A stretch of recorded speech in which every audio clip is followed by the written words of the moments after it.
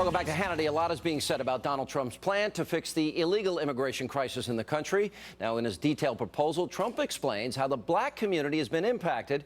He wrote in part, quote, U.S. taxpayers have been asked to pick up hundreds of billions in health care costs, housing costs, education costs, welfare costs. Indeed, the annual cost of free tax credits alone paid to illegal immigrants quadrupled to $4.2 billion in 2011. The effects on job seekers have also been disastrous, and black Americans have been particularly harmed. Joining me now with reaction, CRN, KRLA radio host, our friend Larry Elder, another friend of ours, Deneen Borelli, Fox News contributor. 93 million Americans, Deneen, out of the labor force. But if you look at the numbers, when you increase by 11 million, 14 million, whatever the number has to be, 93 million Americans out of the labor force, 50 million in poverty, 46 million on food stamps. All those people, I assume, want jobs. Yeah. So now all these immigrants coming into the country, they are competing for jobs that Americans otherwise would get and driving down wages, and it has disproportionately impacted the black community in America. Never talked about. Sure. No, you're absolutely right. And Trump's plan would help black Americans. Unemployment is 9.1% among black Americans. It's double that among white.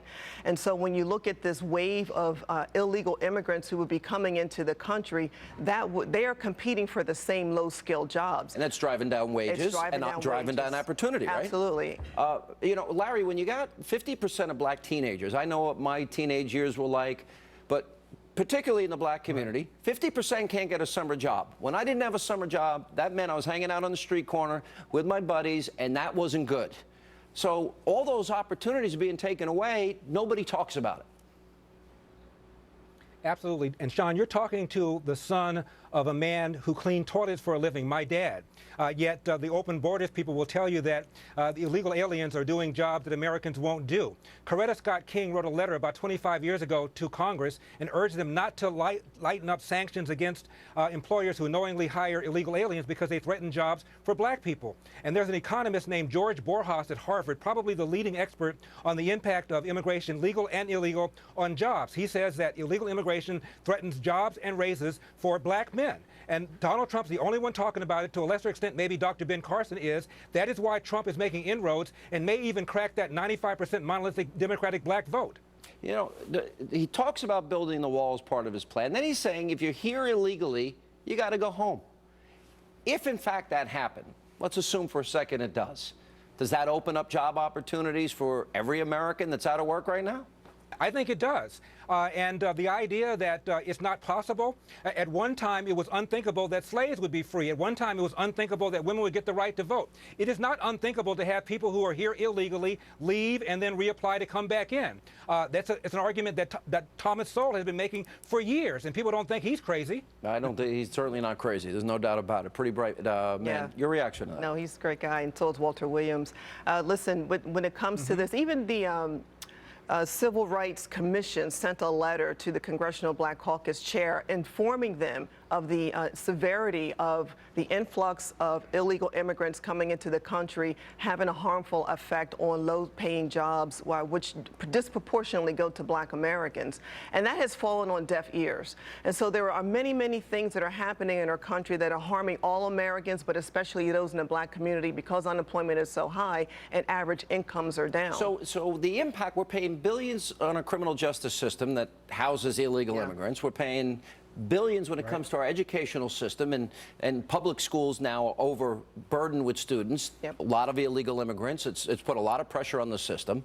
Healthcare costs similarly. If people don't have insurance, they get taken care of in hospitals. We're paying that. The $4.2 billion that he's talking about with federal credits, tax credits alone.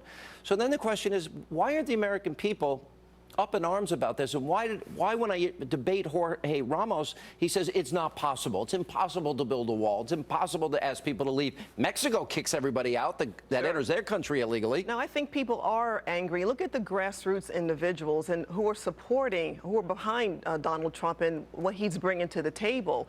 They are frustrated and angry, Sean, because they've worked hard to get the GOP Congress people in the Senate and the House. They have done nothing to stop stop Obama and his runaway agenda, whether it's energy, whether it's high unemployment numbers that are happening rampant in the black community.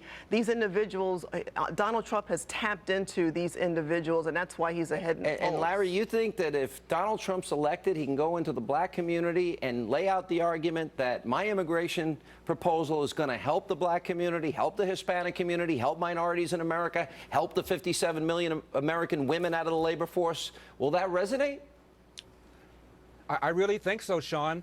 There's an organization called the Federation for Americans for Immigration Reform.